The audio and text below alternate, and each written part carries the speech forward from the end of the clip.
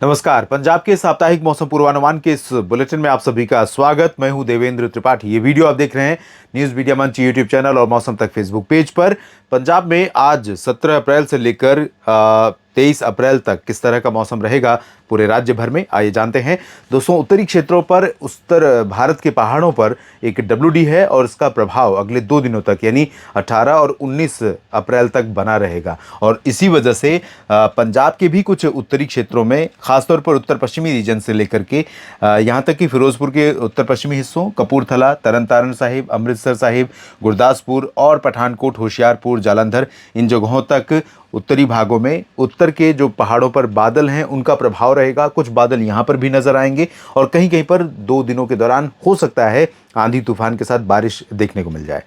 बाकी जो दक्षिणी क्षेत्र हैं, इसी दौरान अनुमान यह है कि दक्षिणी और पूर्वी रीजन में, अगर मैं फजीलका से बात करूं, श्री मुक्तसर साहिब से बात करूं, फरीदकोट, मोगा, बठिंडा, बरनाला, मनसा, संगरूर, पटियाला, फतेहगढ़ साहिब और साहिबजादा अजीत सिंह नगर से लेकर रूपनगर, नवाशहर, शहीद भगत सिंह नगर, लुधियाना, जालंधर के दक्षिणी भाग, यहाँ पर संभावना यह है दोस्तों कि 18 और 19 अप्रैल में आंधी तूफान की घटनाएं हो सकती हैं।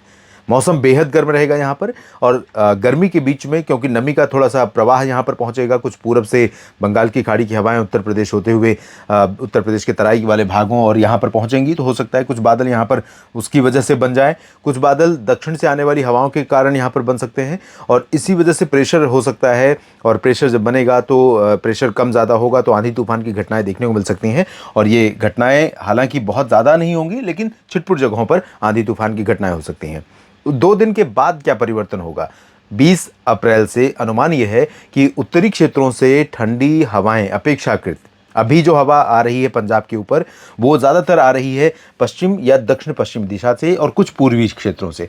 और ये तीनों ही सोर्स जो हैं, पश्चिमी, दक्षिणी और पूर्वी, इन तीनों स्रोतों से आने वाली जो हवा है वो कम अपेक्षाकृत कम ठंडी होती है, तो जाहिर सी बात है गर्म होती है इस समय बढ़ते हुए तापमान के बीच में, और उसमें नमी रहती है। अगर अरब सागर से आ रही है, बंगाल की खाड़ी से आ रही है तो उसमें नमी रहेगी। ड्राई लैंड से आ रही है पाकिस्तान के भागों से तो वो शुष्क रहेगी लेकिन गर्म रहेगी।